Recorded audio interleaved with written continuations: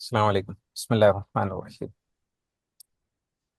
Solid Solati State President City Shoaib Said, Solid Club President Rifat, മറ്റു club committee അംഗങ്ങൾ, club members. Solid business club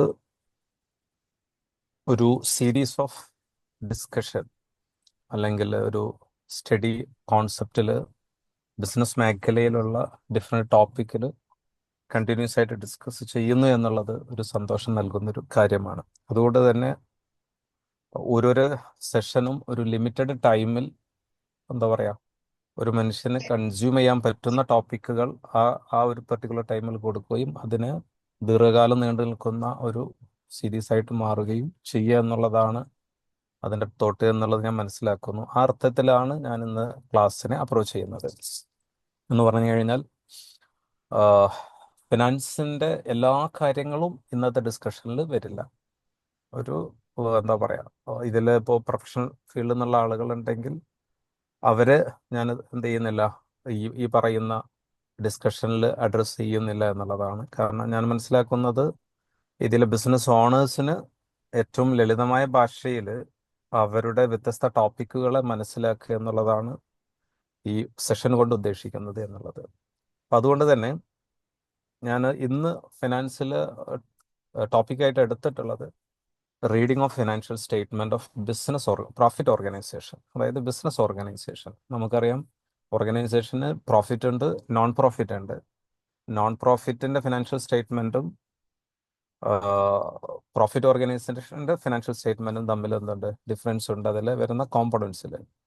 അപ്പം ഞാനത് ഇതിലുള്ളത് business owners ആയതുകൊണ്ട് തന്നെ ബിസിനസ്സുകാരെ സംബന്ധിച്ചിടത്തോളം ഫിനാൻഷ്യൽ സ്റ്റേറ്റ്മെന്റിൽ എന്താണ് റെലവെന്റ് അതിലേക്കാണ് എൻ്റെ ഡിസ്കഷൻ ഫോക്കസ് പോകുന്നത്. അത് തന്നെ ഒരു ഡീറ്റെയിൽ ആയിട്ട് എന്ത് ചെയ്യുന്നില്ല, പോകുന്നില്ല. അതിൽ ഈ പറയുന്ന ഞാൻ ആഗ്രഹിക്കുന്നത് 20 മിനിറ്റ് പ്രസന്റ് ചെയ്യുന്നു, ബാക്കി അതിനുശേഷം 15 മിനിറ്റ് അല്ലെങ്കിൽ 10-15 മിനിറ്റ് എത്രയാണ് ടൈം അവൈലബിൾ ആവുന്നത് ഡിസ്കസും ചെയ്യാം എന്നുള്ളതാണ് ഒരു കീയാൻ്റെ. എന്നിട്ട് പിന്നീട് വരുന്ന സീരീസിൽ എന്താണ് ഏതൊക്കെയാണോ ഇതിൽ ഡീറ്റെയിൽ ആയിട്ട് 1 by 1 ആയിട്ട് പോവേണ്ടി വരുന്നത് അത് അങ്ങനെ പോകണം എന്നുള്ളതാണ്. എനിക്കിതിൻ്റെ കൂടെ തന്നെ പറയാനുള്ളത്, നേരത്തെ ഇൻട്രൊഡക്ഷൻ ടോക്കിൽ പറഞ്ഞതുപോലെ നമ്മളെല്ലാവരും ഏത് ബിസിനസ്സുകാരാണെങ്കിലും അവർ വർക്ക് ചെയ്യുന്നത് ഫിനാൻസിന് വേണ്ടിയിട്ടാണ്. അതിൽ പ്രോഫിറ്റ് ഓർഗനൈസേഷൻ എന്ന് പറയുമ്പോൾ തന്നെ ഫിനാൻസിന് വേണ്ടിയിട്ടാണ്, പേഴ്സണൽ ഫിനാൻസിന് വേണ്ടിയിട്ടാണ് നമ്മളെല്ലാവരും വർക്ക് ചെയ്യുന്നത്. അതുകൊണ്ട് തന്നെ ഇൻവെസ്റ്റ്മെന്റിൽ ഫിനാൻസ്, അതായത് അക്കൗണ്ട്സ് ആൻഡ് ഫിനാൻസ്, അതിൽ നമ്മൾ ഓപ്പറേഷൻ സെഗ്മെന്റിൽ അതിന് എന്ത് റെലവൻസ് കൊടുക്കുന്നു എന്നുള്ളത് ആദ്യത്തെ തോട്ടിൽ വരേണ്ടതാണ്. കാരണം അത് ക്ലിയർ അല്ലെങ്കിൽ ഒരു ഭാഗത്ത് ഇങ്ങനെ എന്തുണ്ടാവും, ലീക്കേജ് ഉണ്ടാവും, നമ്മൾ അറിയുന്നുണ്ടാവില്ല. സാധാരണഗതിയിൽ ഇപ്പോൾ മാനുഫാക്ചറിങ് ഒരു എൻറ്റിറ്റി ആണെങ്കിൽ അല്ലെങ്കിൽ ഒരു ട്രേഡിംഗ് എൻറ്റിറ്റി ആണെങ്കിൽ അവർ ഫോക്കസ് കൊടുക്കുന്നത് മാനുഫാക്ചറിങ്ങിനും അതേപോലെ സെയിൽസും ആയിരിക്കും. ട്രേഡിംഗ് ആണെങ്കിൽ സെയിൽസിനാണ് ഫോക്കസ് ചെയ്യുന്നത്, പർച്ചേസിന് ഫോക്കസ് ചെയ്യും. എന്ന് പറഞ്ഞു കഴിഞ്ഞാൽ ഓപ്പറേഷനിൽ വരുന്ന ഡിഫറെൻറ്റ് കോമ്പണൻറ്റിലെ ഫിനാൻസിന് അത്ര വെയിറ്റേജ് സാധാരണഗതിയിൽ കൊടുക്കാറില്ല. നമ്മൾ മനസ്സിലാക്കേണ്ടത് ഏത് സ്ഥാപനവും ഫെയിലിയർ ആവുന്നുണ്ടെങ്കിൽ അതിൻ്റെ ബേസ് എന്ന് പറയുന്നത് ഫിനാൻസിൽ ഡിസിപ്ലിൻ ഇല്ലാത്തതാണ്. അത് നിങ്ങൾക്ക് ഏറ്റവും ലളിതമായ ഒരു ഉദാഹരണത്തിലൂടെ പറയുകയാണെങ്കിൽ ഒരു സൂപ്പർ മാർക്കറ്റ് ചെയിന് നിങ്ങൾ എക്സാമ്പിൾ ആയിട്ട് എടുത്താൽ മതി. ഞാൻ സ്ഥിരം പറയുന്നതിനാണ് എൻ്റെ കാഷ്വൽ ടോക്കിലൊക്കെ. ഒന്നാമത്തെ സൂപ്പർ മാർക്കറ്റ് തുടങ്ങുന്ന സമയത്ത് കറക്റ്റായിരിക്കും ഫിനാൻസ് അവർ പ്ലാൻ ചെയ്യും, ക്യാഷ് കൊണ്ടുവരും, കറക്റ്റായിട്ട് അതിലെന്ത് ചെയ്യും, എത്രയാണ് ഇൻവെസ്റ്റ്മെന്റ് വേണ്ടത് അതെടുക്കും. രണ്ടാമത്തെ എന്താണ് ബ്രാഞ്ച് തുടങ്ങുമ്പോഴും അതെടുക്കും, മൂന്നിലും എടുക്കും.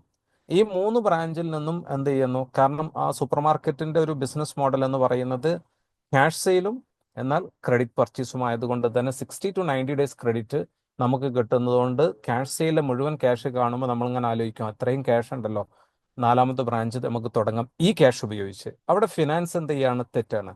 സ്വാഭാവികമായിട്ട് എന്താ സംഭവിക്കുന്നത്, ഈ സപ്ലയർക്ക് കൊടുക്കേണ്ട ക്യാഷ് എടുത്തിട്ട് ഇവരെന്ത് ചെയ്തു, 4ാമത്തെ ബ്രാഞ്ച് തുടങ്ങിക്കഴിഞ്ഞാൽ 4ാമത്തെ ബ്രാഞ്ചിൽ നിന്ന് ക്യാഷ് വരുമ്പോൾ ഡിലേ വരുന്ന സമയത്ത് സപ്ലയർക്ക് കൊടുക്കേണ്ട ക്യാഷ് കൊടുക്കാതിരിക്കുമ്പോൾ സപ്ലൈ ചെയിനിൽ എന്ത് വരും, പ്രശ്നം വരും. സപ്ലൈ ചെയിനിൽ പ്രശ്നം വരിക എന്ന് പറഞ്ഞു കഴിഞ്ഞാൽ സപ്ലയർ എന്ത് ചെയ്യും, ചവിട്ടിയിട്ടായിരിക്കും എന്ത് ചെയ്യുന്നത്, സാധനം സപ്ലൈ ചെയ്യുന്നത്. നമുക്കറിയാം സൂപ്പർ മാർക്കറ്റിൽ എടുക്കുകയാണെങ്കിൽ 2 പ്രോഫിറ്റ് ഉണ്ടാവും. ഒന്ന് അവർക്ക് പർച്ചേസിൽ നിന്ന് കിട്ടുന്ന റെഡി ക്യാഷിൽ നിന്ന് അല്ലെങ്കിൽ അതിൻ്റെ പ്രൊമോഷനിൽ നിന്ന് കിട്ടുന്ന പ്രോഫിറ്റ് ഉണ്ടാവും, ഇപ്പുറത്ത് കസ്റ്റമർക്ക് സെല് ചെയ്യുന്ന സമയത്ത് കിട്ടുന്ന പ്രോഫിറ്റ് ഉണ്ടാവും. ആദ്യം അതിൽ സംഭവിക്കുന്നത് അവരെന്ത് ചെയ്യുന്നു, ആ ഫസ്റ്റ് പറഞ്ഞ പർച്ചേസിൽ നിന്നുള്ള പ്രോഫിറ്റിനെ കട്ട് ചെയ്യുന്നു. രണ്ടാമത് സംഭവിക്കുന്നത് അവരെന്ത് ചെയ്യുന്നു, സപ്ലൈ ചെയ്യുന്നതിൽ പ്രൊഡക്റ്റിലും എന്ത് ചെയ്യും, ചവിട്ടും. സ്വാഭാവികമായിട്ട് എന്ത് ചെയ്യുന്നു, കസ്റ്റമർക്ക് ആവശ്യമുള്ള പ്രൊഡക്റ്റ് ഇല്ലാതിരിക്കുകയും കസ്റ്റമർ എന്ത് ചെയ്യുന്നു, മെല്ലെ മെല്ലെ എന്ത് ചെയ്യുന്നു, വാക്കിൻ കുറയുകയും ചെയ്യും. അപ്പം എന്താ സംഭവിക്കുക, നാലാമത്തെ ബ്രാഞ്ച് എക്സ്പാൻഷനിലേക്കാണ് പോയത്, ഗ്രോത്തിലേക്കാണ് പോയതെങ്കിൽ ഫസ്റ്റിനെയും സെക്കൻഡിനെയും തേർഡിനെയും ബാധിച്ച് മൊത്തം അവരുടെ ഫിനാൻസിൽ എന്ത് ചെയ്യുന്നു, ഒരു ഒരു ഡിസ്റപ്ഷൻ അല്ലെങ്കിൽ തടസ്സം വന്ന് ആ ബിസിനസ് ക്ലോസിങ്ങിലേക്ക് പോകും. നിങ്ങൾക്ക് വളരെ ഡീറ്റെയിൽ ആയിട്ട് പഠിച്ച് നിങ്ങൾക്ക് കാണാൻ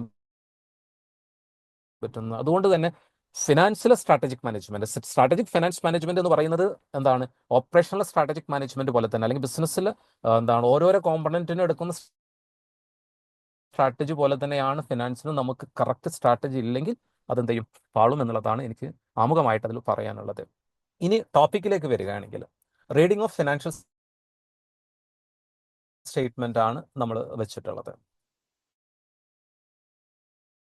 ഇതിൽ എനിക്ക് അറിയില്ല നിങ്ങളിൽ എത്ര ഫിനാൻഷ്യൽ റിപ്പോർട്ട് കറക്റ്റ് വെച്ച് എത്ര പേര് അത് മന്ത്ലി അല്ലെങ്കിൽ ക്വാർട്ടേർലി, സാധാരണ മിനിമം മന്ത്ലി നടക്കണം, അത് ചിലപ്പോൾ ക്വാർട്ടേർലി, ഹാഫ് ഇയർലി, അങ്ങനെ അതിൻ്റെ ഒരു പർപ്പസ് വെച്ച് എത്ര പേര് ആ ഫിനാൻഷ്യൽ സ്റ്റേറ്റ്മെന്റ് ഡിസ്കസ് ചെയ്യുന്നുണ്ടാവും എന്നുള്ളത് ആദ്യം വിലയിരുത്തുക. കാരണം ബിസിനസിന്റെ ഗ്രോത്ത്, കാരണം ഫിനാൻഷ്യൽ സ്റ്റേറ്റ്മെന്റിൽ ഞാനിവിടെ ഫിനാൻഷ്യൽ സ്റ്റേറ്റ്മെന്റിന്റെ കോമ്പണൻസ് എന്ന് പറയുമ്പോൾ ഒരുപാടുണ്ട്. അതിന്റെ എന്താ പറയാ, സ്റ്റാറ്റ്യൂട്ടറി സൈഡിൽ നിന്ന്, അതായത് കമ്പനി ആക്ട് പ്രകാരം അതല്ലെങ്കിൽ മറ്റേതെങ്കിലും ആക്ട് പ്രകാരമുള്ള കോമ്പണൻസ് എടുക്കുമ്പോൾ ഒരുപാടുണ്ടാവും. ഞാൻ പറയുന്നത് മാനേജ്മെന്റ് അറ്റ്ലീസ്റ്റ് 3 കോമ്പണന്റ് എങ്കിലും അതിൽ പറഞ്ഞിട്ടുള്ള profit and loss account, balance sheet, cash flow statement, ഈ 3 കോമ്പണന്റ് എങ്കിലും എന്ത് ചെയ്യണം, അനലൈസ് ചെയ്യണം. അതിൽ ഫോക്കസ് ചെയ്തുകൊണ്ട് അതിൻ്റെ ഒരു മാക്രോ ലെവലിലുള്ള ഒരു തോട്ട് മാത്രമാണ് ഇന്ന് ഞാൻ എന്ത് ചെയ്യുന്നുള്ളൂ, എൻ്റെ ഒരു പ്രസന്റേഷൻ ലിമിറ്റ് ചെയ്യുന്നത്. അതിൻ്റെ ശേഷം ഓരോ ഐറ്റത്തിലും മൈക്രോ എങ്ങനെ പോകണം എന്നുള്ളത് ടൈം അനുസരിച്ച് നമുക്ക് എന്ത് ചെയ്യാൻ പറ്റും, തീരുമാനിക്കാം. എനിവേ, ഇതിൽ profit and loss account, balance sheet, cash flow statement എന്താണ് അതിൽ ഓരോന്ന് എന്നുള്ളത് നമുക്ക് പിന്നീട് എന്ത് ചെയ്യാം, പിന്നീട് വരുന്ന സ്ലൈഡിലൂടെ മനസ്സിലാക്കാം. ഇതിൽ എത്ര പേര് ചിലപ്പോൾ നിങ്ങൾ പെർഫോമൻസ് എന്ത് ചെയ്യുന്നുണ്ടാവും, നോക്കുന്നുണ്ടാവും. അത് നിങ്ങളുടേതായ ഒരു ശൈലിയിലാണോ, അതല്ല അതിൻ്റെ റൂള് വെച്ചിട്ട്. കാരണം നമ്മൾ മനസ്സിലാക്കേണ്ടത്, ഒരു ഫിനാൻഷ്യൽ സ്റ്റേറ്റ്മെന്റ് ഉണ്ടാക്കാൻ അതിൽ ഇൻഡസ്ട്രിയിൽ കോമ്പീറ്റ് ചെയ്യുന്ന ആളുകളുമായിട്ട് നമ്മളുടെ പെർഫോമൻസ് വിലയിരുത്താൻ ഒരുപാട് സ്റ്റാൻഡേർഡുകൾ ഉണ്ടാക്കിയിട്ടുണ്ട്. കോമൺ എന്താണ്, പ്രിൻസിപ്പിൾസ് ഉണ്ട്. ഈ കോമൺ പ്രിൻസിപ്പിൾ അനുസരിച്ച് ഉണ്ടാക്കിയാൽ മാത്രമേ നമുക്ക് കോമ്പറ്റീറ്ററുമായിട്ട് നമ്മളുടെ പെർഫോമൻസിനെ വിശകലനം ചെയ്ത് മുന്നോട്ട് പോകാൻ പറ്റുള്ളൂ. അങ്ങനെ ഉണ്ടാക്കിയിട്ടുള്ള ഈ ഫിനാൻഷ്യൽ സ്റ്റേറ്റ്മെന്റ് കോമ്പോണൻസിന് നമ്മളുടെ ഒരു കൾച്ചറിൽ, റിപ്പോർട്ടിംഗ് കൾച്ചറിൽ എത്രയുണ്ട് എന്നുള്ളത് വിലയിരുത്തണം. അതില്ലെങ്കിൽ അത് നമ്മൾ എന്ത് ചെയ്യണം, കൊണ്ടുവരണം. അതില്ലെങ്കിൽ സംഭവിക്കുന്നത്, നമുക്ക് അതിനു വേണ്ടിയിട്ട് ടൈം ഇൻവെസ്റ്റ് ചെയ്യാൻ ഞങ്ങൾക്ക് ടൈമില്ല. എൻ്റെ ഇപ്പുറത്തുള്ള ചോദ്യം, സെയിൽസിന് വേണ്ടിയിട്ട് നിങ്ങൾ റിവ്യൂ നടത്തുന്നത് പോലെ തന്നെയാണ് നിങ്ങളുടെ എക്സ്പെൻസ് എവിടേക്കാണ് പോകുന്നത്, അത് കറക്റ്റ് വെച്ചിട്ട് എടുക്കണം. പ്രോഫിറ്റ് എവിടെയാണ് മുട്ടുന്നത്, ഇൻഡസ്ട്രിയുമായിട്ട് കോമ്പീറ്റ് ചെയ്യാൻ പറ്റുന്ന രീതിയിലാണോ എൻ്റെ നെറ്റ് പ്രോഫിറ്റിന്റെ റേഷ്യോ, അങ്ങനത്തെ ഞാൻ വാല്യൂ അല്ല ബേസ് ചെയ്യുന്നത്. പലപ്പോഴും സംഭവിക്കുന്ന എന്താണ്, ക്യാഷ് ഇങ്ങനെ വരുന്നുണ്ട്, നല്ല ബിസിനസ് നടക്കുന്നു, പ്രോഫിറ്റ് നടക്കുന്നു, കോമ്പറ്റീറ്റർ ഒന്നുമില്ല, പ്രോഫിറ്റ് ഇങ്ങനെ വരുന്നുണ്ട്, അപ്പോൾ ഒന്നും അനലൈസ് ചെയ്യില്ല. സ്വാഭാവികമായിട്ടും മുട്ടുമ്പോഴായിരിക്കും എന്ത് ചെയ്യുന്നത്, ഇനിയൊന്നും എന്ത് ചെയ്യണം, നമ്മുടെ ഫിനാൻഷ്യൽ സ്റ്റേറ്റ്മെന്റ് അല്ലെങ്കിൽ റിപ്പോർട്ടിനെ ഒന്ന് അനലൈസ് ചെയ്യണം എന്ന് പറയുന്നു. അപ്പോഴേക്കും കയ്യിൽ നിന്ന് പോയിട്ടുണ്ടാവും. ഏറ്റവും നല്ല സന്ദർഭത്തിൽ നമ്മൾ എന്ത് ചെയ്യുന്നു, അനലൈസ് ചെയ്യുന്നുണ്ടെങ്കിൽ അതിൻ്റെ ബെനിഫിറ്റ് വേറെ തന്നെയാണ്. അപ്പോൾ നമ്മളിൽ അനാലിസിസ് അല്ലെങ്കിൽ റിപ്പോർട്ടിംഗ് കൾച്ചർ എത്രയുണ്ട് എന്നുള്ളത് വിലയിരുത്തുക. ഇല്ലെങ്കിൽ അതിന് നിങ്ങൾ എന്ത് ചെയ്യണം, പ്രാക്ടിക്കലി കൊണ്ടുവരണം. സാധാരണഗതിയിൽ എന്താണ്, ചെറിയ സ്ഥാപനങ്ങളെ സംബന്ധിച്ചിടത്തോളം ഞാൻ അഡ്വൈസ് ചെയ്യുക, നിങ്ങൾക്ക് കൺസൾട്ടന്റ് ഉണ്ടായിരിക്കണം നിങ്ങളുടെ ഭാഗത്തുള്ള. അയാളുമായിട്ട് നിങ്ങൾ CFO സർവീസ് എടുക്കണം എന്നാണ് ഞാൻ പറയുക, എസ്പെഷ്യലി പുതിയ കോമ്പറ്റിറ്റീവ് വേൾഡിൽ. കാരണം മൈക്രോ പ്രോഫിറ്റിലാണ് എല്ലാ സ്ഥാപനങ്ങളും പോകുന്നത്. എന്താ പറയുക, ഡയറക്റ്റ് പ്രൊഡക്റ്റ് പ്രോഫിറ്റ് എങ്ങനെ പോകുന്നു എന്നുള്ളതടക്കം. കാരണം ഗ്രോസ് പ്രോഫിറ്റ് എന്നുള്ള കോൺസെപ്റ്റിൽ നിന്ന് മാറിയിട്ട് ഇങ്ങനെ അതിൻ്റെ ഒരു വേറെ ലെവലിലേക്ക് പോകുന്നുണ്ട്. എന്തായാലും ഞാൻ ഇതിലുള്ള ഓരോരോ ബിസിനസ് ഓണേഴ്സിനോടും പറയാം, നിങ്ങൾക്ക് എന്താണ് CFO ഉണ്ടായിരിക്കണം. ആ CFO നിങ്ങളുടെ ബിസിനസിന്റെ ഉള്ളിലാവാം.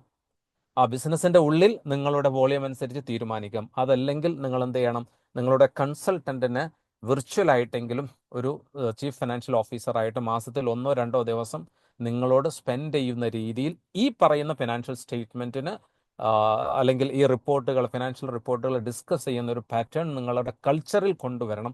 അതിന് നിങ്ങൾ സമയം മാറ്റിവെച്ചേ തീരൂ ഓണേഴ്സ് എന്നുള്ള അർത്ഥത്തിൽ. ഇനി ഇതിലേക്ക് വരുമ്പോൾ ഫിനാൻഷ്യൽ സ്റ്റേറ്റ്മെന്റിൽ 3 ഐറ്റം നിങ്ങളുടെ മുന്നിൽ സാധാരണ വരുന്ന ഒരു കമ്പനി ആണെങ്കിൽ ഈ 3 ഐറ്റം എന്തായാലും നിങ്ങളുടെ മുന്നിൽ വരും. സാധാരണഗതിയിൽ LLP പാർട്ണർഷിപ്പോ ആണെങ്കിൽ 2 ഐറ്റമാണ് വരുന്നത്. അതിൽ എന്താണ് കോമ്പണൻസ് എന്ന് പറയുന്നത് ഈ പറയുന്ന profit and loss balance sheet, അതല്ലെങ്കിൽ രണ്ടാമത്തത് പ്രോഫിറ്റ് ആൻഡ് ലോസ് അക്കൗണ്ട്. അതിന് ചിലപ്പോൾ പ്രോഫിറ്റ് ആൻഡ് ലോസ് സ്റ്റേറ്റ്മെന്റ് എന്ന് വിളിക്കുന്നുണ്ടാവുക, അല്ലെങ്കിൽ ക്യാഷ് ഫ്ലോ സ്റ്റേറ്റ്മെന്റ്. ഈ 3 ഐറ്റമാണ് സാധാരണഗതിയിൽ നമ്മളുടെ ഒരു മെയിൻ ഡിസ്കഷനിലേക്ക് നിങ്ങളുടെ മുന്നിൽ സാധാരണഗതിയിൽ വരുന്നുണ്ടാവുക. ഇത് ഓരോന്നിനും പർപ്പസ് ഉണ്ട്. നമ്മൾ മനസ്സിലാക്കേണ്ടത്, നമ്മുടെ സ്ഥാപനത്തിന്റെ പെർഫോമൻസ് അറിയണം എന്നുണ്ടെങ്കിൽ നമ്മൾ ഡിപ്പെൻഡ് ചെയ്യേണ്ടത് പ്രോഫിറ്റ് ആൻഡ് ലോസ് അക്കൗണ്ട് എന്ന് പറയുന്നതിനാണ്. നിങ്ങൾ വിലയിരുത്തിക്കുക എത്ര പേര് പ്രോഫിറ്റ് ആൻഡ് ലോസ് അക്കൗണ്ട് ആനുവലെങ്കിലും, ചിലപ്പോൾ ഓഡിറ്റർ കൊണ്ടുവരുന്ന സാധനം സൈൻ ചെയ്യുന്നതിന് മുമ്പ് നിങ്ങൾ നോക്കുന്നുണ്ടാവും. അതല്ല, മാനേജ്മെന്റ് പർപ്പസിൽ നമ്മൾ എത്ര കണ്ട് നമ്മളുടെ പ്രോഫിറ്റ് ആൻഡ് ലോസ് അക്കൗണ്ടിനെ വിലയിരുത്തുന്നുണ്ട് എന്നുള്ളത് നോക്കുക. അതിന് പർപ്പസ് എന്ന് പറയുന്നത് പെർഫോമൻസിന് റിവ്യൂ ചെയ്യുക എന്നുള്ളതാണ്. അതിൻ്റെ ഒരു മാക്രോ ഒരു തോട്ടം കൂടെ ഞാൻ താഴെ പറയാം.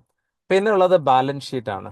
ബാലൻസ് ഷീറ്റിൽ ശരിക്കും നമ്മുടെ പൊസിഷൻ നമുക്ക് ബാലൻസ് ഷീറ്റ് നോക്കിയാലേ അറിയാൻ പറ്റും. യഥാർത്ഥത്തിൽ വായിക്കുകയാണെങ്കിൽ നമ്മൾ ബാലൻസ് ഷീറ്റിൽ ദീർഘകാലം കഴിഞ്ഞിട്ട്, അതായത് 2 സൈഡ് ഉണ്ടാവും ബാലൻസ് ഷീറ്റിൽ, ലാബിലിറ്റിയും അസറ്റും.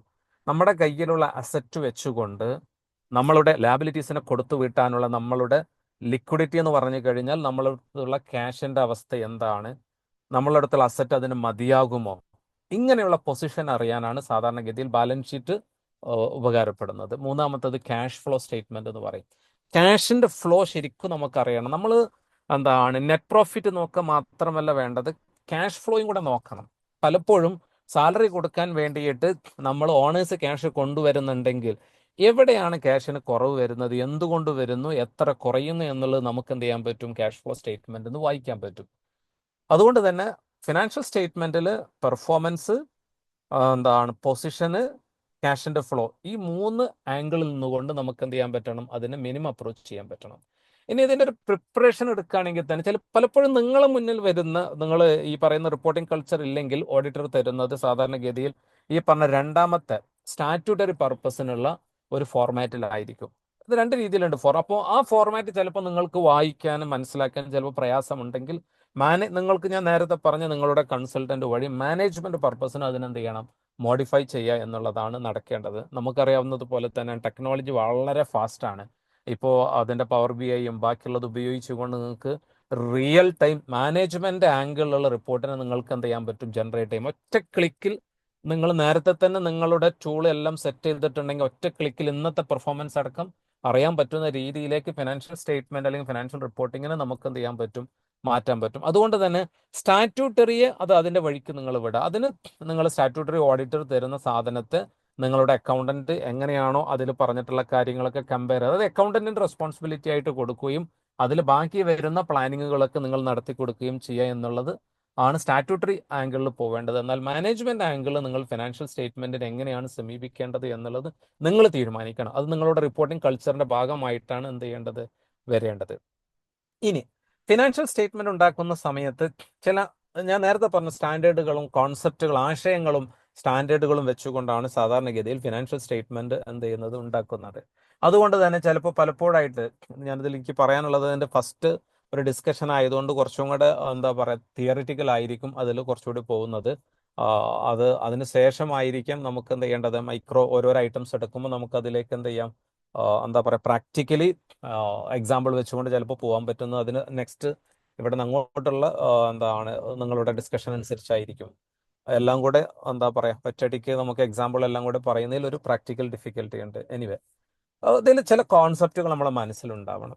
ഇപ്പൊ ഇതിൽ മിഡിൽ കാണുന്ന അക്രൂവൽ കോൺസെപ്റ്റ്, നമ്മൾ ഒരു പ്രോഫിറ്റ് ആൻഡ് ലോസ് അക്കൗണ്ട് ഉണ്ടാക്കുന്ന സമയത്ത് നമ്മളെ മനസ്സിലുണ്ടാവേണ്ടത്, ആ പ്രോഫിറ്റ് ആൻഡ് ലോസ് അക്കൗണ്ട് ഉണ്ടാക്കുന്നത് ഒരു പീരീഡിലേക്കാണെങ്കിൽ ആ പീരീഡിലെ എല്ലാ റവന്യൂവും എല്ലാ എക്സ്പെൻസും കൊടുത്താലും ഇല്ലെങ്കിലും അതിൽ വരണം എന്നുള്ളതാണ് ശരിക്കും എന്ത് ചെയ്യുന്നത്, ഈ പറയുന്ന ആശയം അനുസരിച്ച് അക്രൂവൽ കോൺസെപ്റ്റ് നമ്മൾ വിളിക്കും. അതിന്റെ ടെക്നിക്കലാണ് ഞാൻ പറഞ്ഞത്. അതിന്റെ ആ കോൺസെപ്റ്റ് അല്ലെങ്കിൽ ആശയം കമ്മ്യൂണിക്കേറ്റ് ചെയ്യുന്ന ഇത്രയേ ഉള്ളൂ.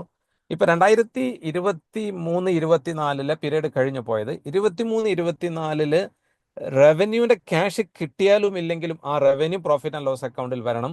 അതേപോലെ തന്നെ എക്സ്പെൻസും എന്ത് ചെയ്യണം, അതിൽ വരണം, കൊടുത്താലും ഇല്ലെങ്കിലും. എന്നിട്ട് നമ്മുടെ പെർഫോമൻസ് എന്താണ് എന്നുള്ളതാണ് അത്. സാധാരണഗതിയിൽ അത് വെച്ചുകൊണ്ടാണ് നമ്മൾ എന്ത് ചെയ്യേണ്ടത്, ഇൻഡസ്ട്രിയെ കമ്പയർ ചെയ്യേണ്ടത്, നമ്മളുമായിട്ട് കോമ്പീറ്റ് ചെയ്യുന്ന സ്ഥാപനത്തിന്റെ പ്രോഫിറ്റുമായിട്ട് എന്ത് ചെയ്യേണ്ടത്, കമ്പയർ ചെയ്യേണ്ടത്. അല്ലാതെ നമുക്ക് തോന്നുന്ന രീതിയിൽ ക്യാഷ് സിസ്റ്റം ഉണ്ട് വേറൊന്ന്.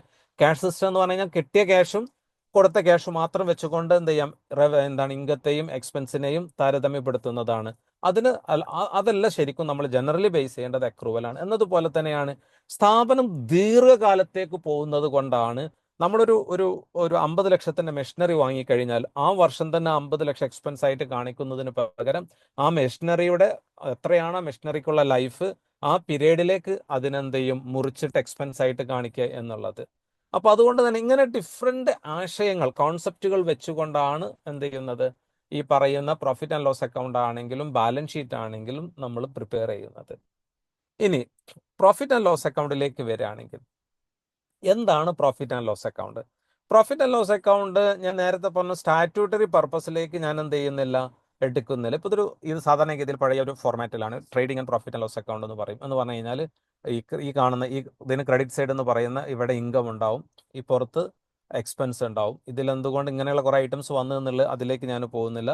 അതേപോലെ തന്നെ എന്താണ് നെറ്റ് അവസാനം നമുക്ക് വരുന്നത് എന്താണ്, ഈ കാണുന്ന ലാസ്റ്റ് ലൈനിലുള്ള നെറ്റ് പ്രോഫിറ്റ് ആഫ്റ്റർ ടാക്സ് എന്ന് പറയുന്ന പോലെ നെറ്റ് പ്രോഫിറ്റ് ആണ് സാധാരണഗതിയിൽ വരുന്നത്. എന്ന് പറഞ്ഞാൽ പ്രോഫിറ്റ് ആൻഡ് ലോസ് അക്കൗണ്ടിൽ നിന്ന് നമുക്ക് എന്താണ് നെറ്റ് പ്രോഫിറ്റ് എന്നുള്ളത് വായിക്കാൻ നമുക്ക് പറ്റണം. പ്രോഫിറ്റ് ആൻഡ് ലോസ് അക്കൗണ്ടിന്റെ ഉദ്ദേശം എന്ന് പറയുന്നത് ആ പീരീഡിൽ ഉണ്ടായിട്ടുള്ള പ്രോഫിറ്റ് ആണ്.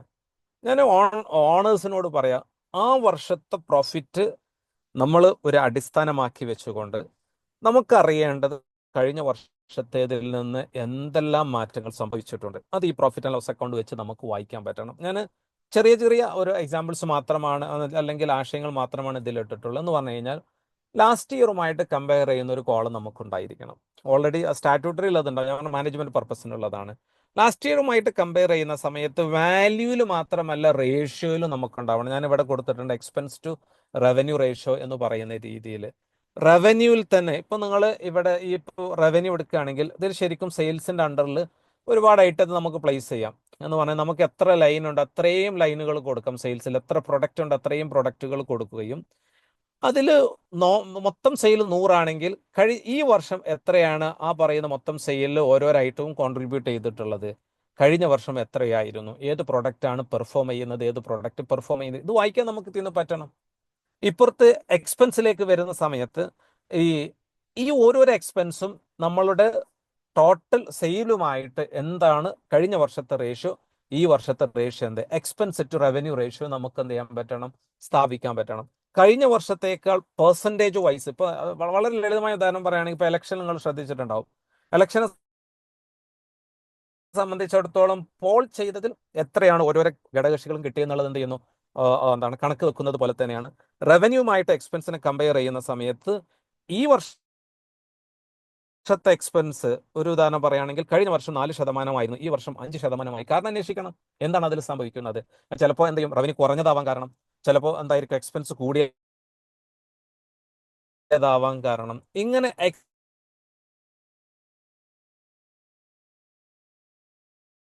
എക്സ്പെൻസിന് റവന്യൂമായിട്ട് നമുക്ക് എന്ത് ചെയ്യാൻ പറ്റണം, ബന്ധപ്പെടുത്താൻ പറ്റണം. എടുത്തോളി, നിങ്ങളിൽ എത്ര പേർക്ക് ബജറ്റിംഗ് കോൺസെപ്റ്റ് ഉണ്ട്, ബജറ്റിംഗ് കോൺസെപ്റ്റ് എത്ര പേർക്കുണ്ട് എന്നുള്ളത് നിങ്ങൾ വിലയിരുത്തിക്കോ. ബജറ്റ് ഇല്ലെങ്കിൽ എന്താ സംഭവിക്കുക, നമ്മൾ ഇങ്ങനെ പോയിക്കൊണ്ടിരിക്കും, അത് എവിടെ നിന്ന് മുട്ടും. പലപ്പോഴായിട്ട് ഇപ്പൊ ഞാൻ എൻ്റെ ഒരു സുഹൃത്തിനോട് ചോദിച്ചിരുന്നു, ചെറിയ കടയാണ് അദ്ദേഹം നടത്തുന്നത്, അദ്ദേഹത്തോട് ഞാൻ ചോദിച്ചു ഈ മാസത്തെ ടാർഗറ്റ് എന്താ. അത് ഞങ്ങൾ ചെറിയ കടക്കാരൊക്കെ എന്തിനാ ടാർഗറ്റ് വെക്കുന്നത് എന്നുള്ളതാണ് അദ്ദേഹം ചോദിച്ചത്. സ്വാഭാവികമായിട്ടും ഒരു 8 മാസം കഴിഞ്ഞപ്പോൾ അദ്ദേഹം ആ സ്ഥാപനം എന്ത് ചെയ്യേണ്ടിരുന്നു, ഒഴിവാക്കേണ്ടി വന്നു. നമ്മൾ എന്താണ് മാർക്കറ്റ് ഉണ്ട് എന്ന് പറയുമ്പോൾ ആ മാർക്കറ്റിനെ മെഷർ ചെയ്യാൻ പറ്റാത്ത കാലത്തോളം, ആ റവന്യൂവിനെ മെഷർ ചെയ്യാൻ പറ്റാത്ത കാലത്തോളം ആ ബിസിനസ് നിലനിൽക്കില്ല എന്നുള്ളതാണ്. അതുകൊണ്ട് മെഷർ ചെയ്തിട്ട് എന്താണ് നമ്മളുടെ ടാർഗറ്റ്, ആ ടാർഗറ്റിനുള്ളൊരു കോളം കൂടെ നമ്മൾ എന്ത് ചെയ്യണം, കൊടുത്തിരിക്കണം. അപ്പോൾ കഴിഞ്ഞ വർഷവുമായിട്ട് കമ്പയർ ചെയ്യണം, ബജറ്റുമായിട്ട് കമ്പയർ ചെയ്യണം, അതേപോലെ തന്നെ അതിൽ ഓരോരോ ഐറ്റവും ആ രീതിയിൽ കമ്പയർ ചെയ്തുകൊണ്ട് നമുക്ക് പ്രോഫിറ്റ് ആൻഡ് ലോസ് അക്കൗണ്ടിൽ നിന്ന് നമുക്ക് വേണ്ട വിവരങ്ങൾ എടുക്കാൻ സാധിക്കണം എന്നുള്ളതാണ് പ്രോഫിറ്റ് ആൻഡ് ലോസ് അക്കൗണ്ടിന്റെ മാക്രോ ലെവലിൽ എനിക്ക് സൂചിപ്പിക്കാനുള്ളത്. അത് കേൾക്കുന്നുണ്ടല്ലോ അല്ലേ? യെസ് യെസ്, ഓ, കേൾക്കാം. കേൾക്കുന്നുണ്ട്. ഓക്കെ. അപ്പോൾ പ്രോഫിറ്റ് ആൻഡ് ലോസ് അക്കൗണ്ടിന് മൈക്രോ അനാലിസിസ് ഉണ്ട്. ഞാൻ അതിലേക്ക് പോകുന്നില്ല, കാരണം ഓരോ ഐറ്റവും എന്താണ് ഉദ്ദേശിക്കുന്നത് അത് നമുക്കതൊരു വേറെ തന്നെ ഒരു ഇതായിട്ടാണ് മാറേണ്ടത്. കാരണം ഞാൻ നേരത്തെ പറഞ്ഞ റിപ്പോർട്ടിംഗ് കൾച്ചറിലേക്ക് വരുമ്പോൾ പ്രോഫിറ്റ് ആൻഡ് ലോസ് അക്കൗണ്ട് എങ്ങനെ, പക്ഷെ അറ്റ്ലീസ്റ്റ് ഞാൻ ഓണേഴ്സിനോട് ഇവിടെ പറയാം, നിങ്ങൾക്ക് ബജറ്റ് ഉണ്ടാവുക എന്നുള്ളത് ഉണ്ടാവണം. പ്രോഫിറ്റ് ആൻഡ് ലോസ് അക്കൗണ്ടിൽ ഒരു ബജറ്റ് ഉണ്ടാവണം. ആ ബജറ്റുമായിട്ട് നമ്മളുടെ ഈ വർഷത്തെ പെർഫോമൻസിനെ കമ്പയർ ചെയ്യാൻ പറ്റണം. പോരാ, കഴിഞ്ഞ വർഷവുമായിട്ടും കമ്പയർ ചെയ്യാൻ പറ്റണം. അതും പോരാ, അത് വാല്യൂവിൽ മാത്രം പോരാ, റേഷ്യോ വെച്ചിട്ട് തന്നെ നമുക്ക് എന്ത് ചെയ്യാൻ പറ്റണം, കമ്പയർ ചെയ്യാൻ പറ്റണം.